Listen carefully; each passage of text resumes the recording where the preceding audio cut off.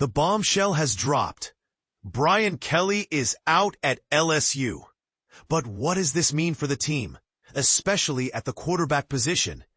After Kelly's shocking dismissal, the question on every Tigers fan's mind is, who will lead the offense? Interim head coach Frank Wilson has spoken, and his decision might surprise you.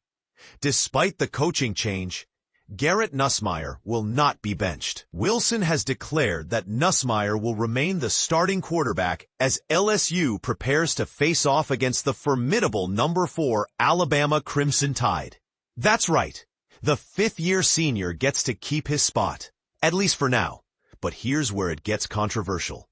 While Nussmeier is slated to start, sophomore Michael Van Buren Jr. isn't being completely sidelined. Wilson hinted that Van Buren could see action in specific situations, potentially adding a dynamic element to the LSU offense. Think of it as a change of pace option, designed to keep defenses on their toes. This decision comes after Van Buren replaced Nussmeier during the latter half of the Tigers' crushing 49-25 loss to Texas A&M, a game that ultimately sealed Kelly's fate. It's worth noting that only 6 minutes remained in that game, and LSU's chances of a comeback were virtually non-existent. Reports suggest Nussmeier wasn't thrilled about being pulled from the game. /X.com 1445 ESPN status 1982-285220430380. Adding another layer of complexity to this quarterback situation.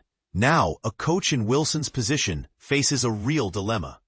There are compelling arguments to be made for sticking with Nussmeier, and equally valid reasons to give Van Buren a shot. Nussmeier's performance this season hasn't exactly set the world on fire.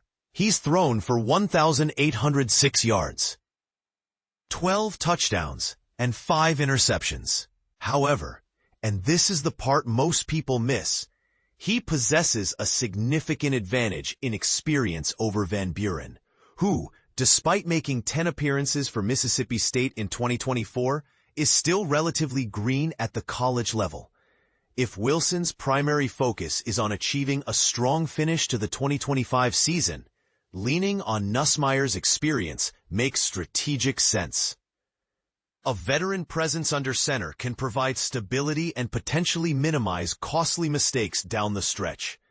But let's be honest, Wilson's future with LSU is far from secure. If the university's administration intends to replace Kelly, https://nola.com/LSU/football coaching candidates Brian Kelly fired hotboard /article C 853 DCD-7D3-A73471-851C0B3 HTML with a coach of similar stature or someone who has climbed the ranks from a smaller program, Wilson will likely be a lame duck coach for the remainder of the season, and this is a critical point. Knowing he may not be retained, Wilson could choose to take a different approach. He could go down swinging, so to speak, by experimenting with the team's personnel and giving younger players like Van Buren more opportunities to showcase their talent. Providing Van Buren with increased playing time would also serve a valuable purpose, evaluating LSU's quarterback situation for the 2026 season. More exposure could make it less likely that Van Buren re-enters the transfer portal, securing him as a future asset for the team. Perhaps the ideal solution lies in a compromise, starting Nussmeier while strategically utilizing Van Buren in specialized packages. This approach could potentially give the Tigers the best of both worlds, experience and youthful potential.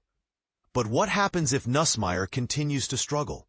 The LSU fan base, known for its passionate support and high expectations, might start clamoring for Van Buren to take over the reins of the offense.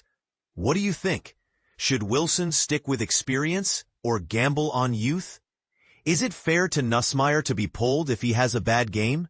Let us know your thoughts in the comments below.